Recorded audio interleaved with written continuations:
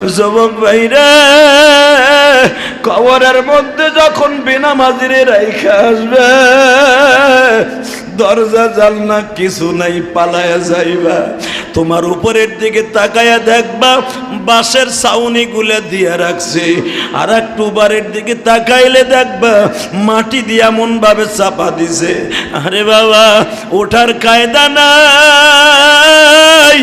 একটু পরে দেখবা নীল রঙের দুইটা ফেরেশতা তোমার কবরে ঢুকিয়ে গেছে। আর এই ফেরেশতা দুইটার চোখ কিন্তু নীল গো বাবা, কিন্তু তাদের চোখে কোনো পাওয়ার নাই গো বাবা।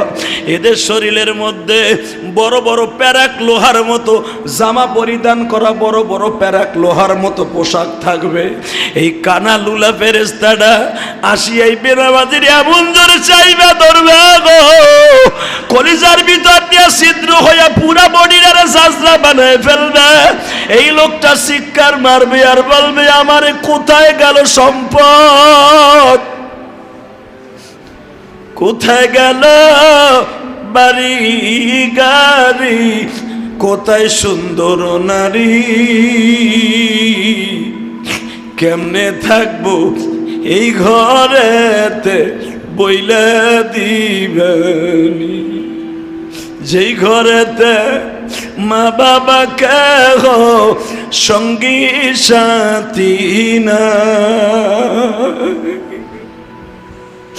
সাপে কাটবে গুরু মারবে ভুইলা গেছো তাই। আমার নবী বলে, সাহাবীরা রে, পুরা কবরটা জাহান্নামের টুকরা হয়ে যাবে, যেদিকে তাকাবে শুধু আগুন আর আগুন।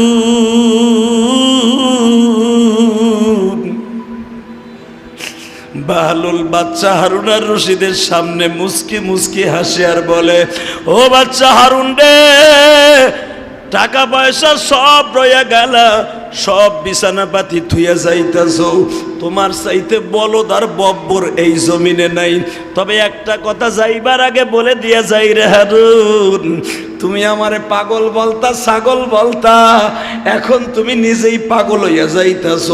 হারুন আর রশিদ বলে, বাহলুল রে, তুই আমার ঘরের থেকে বাইর হইস না, তুই আবার পাশে একটু বয়, তোর হাতখান আমার বুকের উপরে দে, আমি দেখবো এখন আল্লাহর প্রেম কার অন্তরে আছে। এই জন্য আল্লাহওয়ালাদের সাথে, আলেম ওলামার সাথে সম্পর্ক রাখবেন। আল্লাহ কোরআনে বলেন, ইয়া আইয়ুহাল্লাযীনা আমানু কুনু মা'আস সাদিকিন, তোমরা ভালো লোকের সাথে, আল্লাহওয়ালার সাথে সম্পর্ক রাখবা। আল্লাহওয়ালার সাথে যদি সম্পর্ক রাখিয়াই ফেলো, ওই অলি যখন জান্নাতের গাড়ির টিকিট কেটে ফেলবে, তুমিও তার সঙ্গে উঠে যাইতে পারবা।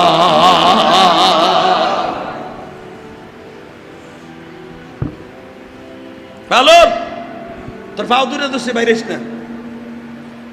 আরে বেকুব বাচ্চা, আমার পাও ধরো। বাহলুল, বাহলুল রে, আমি ভুল করে ফেলছি, মনে রাখবেন এটা কি বাচ্চা হারুন আর রশিদের ইতিহাস না, এটা আপনার আমার ইতিহাস। বাহলুলকে পাশে বসাইয়া হাত দুটা ধরিয়া কয়, বাহলুল রে, আমি এই দুনিয়া ছাড়িয়ে যাওয়ার পরে তুই কি আমার কবরের পাশে দাঁড়াবি না? বাহলুল বলে, আমি আপনার কবরের পাশে দাঁড়াইলে কি হইব? আপনি যদি কুত্তার মতো পড়িয়া মরিয়া থাকেন, যদি কুত্তা পচার মতো পচেন, আমি কি করবো? বললে, তুই আমার লজ্জা দিস না। সঙ্গে সঙ্গে বলে, বাচ্চা, তুমি কি ভুলিয়ে গেছো, আজ থেকে অনেক বছর আগে তোমার বিবির সামনে দাঁড়ায় আমি বলছিলাম, 1 টাকা দিয়া জান্নাত কে কিনবে, কে কিনবে, কে কিনবে? তুমি লাভ দিয়ে দাঁড়ায় বলছিলা জান্নাত কি তোর বাপের? ক্ষমতার দাপটে তুমি আমারে বেকুব ভাবিয়া, বলদ বলদা ভাবিয়া তুমি ভাবছিলা জান্নাত কি আমার বাপের। ও বাচ্চারা, আজকে তুমি আমারে বলো কবরের পাশে দাঁড়ায় আমার জন্য দোয়া করবি? তোমার মতো বেকুব আর কে হতে পারে? আমি দেখলাম তোমার চাইতে তোমার বউ অনেক চালাক। আলহামদুলিল্লাহ বললেন না? আমি বলছিলাম জান্নাত কে কিনবে, জান্নাত আমি বিক্রি করব। তোমার বিবি লাভ দিয়া জুবাইদা বলছিল আমি কিনবো, দাম কত? কয় 1 টাকা। তোমার বিবির কাছে আমি জান্নাত বিক্রি করছিলাম। দিলটা এখন নরম করবা যুবক ভাই। অনেক যুবক আছে দেখবা নেশা করে, বউ ঘরের মধ্যে যায় দেখবা আল্লাহর বান্দি তোমার জন্য দোয়া করে। আছে না নাই? অনেক বিবি আছে দেখবেন স্বামী কিন্তু ভালো নয় বাবা, বিবি 5 ওয়াক্ত নামাজ পড়ে। আমার বিশ্বনবী বলেন আবেদা সালেহা, নেককারিনী বিবি যারা পাইছো অর্ধেক জান্নাত তোমার ঘরের মধ্যে আছে। কথা বলেন না কেন? বাচ্চা হারুনা রশিদ একটা নেককার বিবি পাইছিলেন গো বাবা, যদিও বাচ্চা, উনিও কিন্তু বাচ্চার মেয়ে। কিন্তু বাচ্চার মেয়ে হলে কই কি হবে, বিলাসিতা জীবনে কি জিনিস বাচ্চা। হারুনা রশিদের বিবি দেখে নাই, বাচ্চা হারুনা রশিদের বিবি বাহলুলের কাছ থেকে 1 টাকা দিয়া বাজান জান্নাতকে খরিদ করে নেওয়া হইল। ভালো করে বুঝবেন, বাহলুল রাতের অন্ধকারে বলেন জুবাইদারে লও তোমার জান্নাত, এই যে 1 টাকা লও, এই যে তালের পাতার উপরে লিখে দিয়ে গেলাম, আল্লাহ জানো তোমার এই টাকার বিনিময়ে জান্নাত দান করে। আরো জোরে করে। তালের পাতাটা নিয়ে বালিশের নিচে ঘুমিয়েছে স্বামী আর স্ত্রী, মন কষাকষি। হারুনা রশিদ কয় 1 টাকা তুই কামায় দেখছ?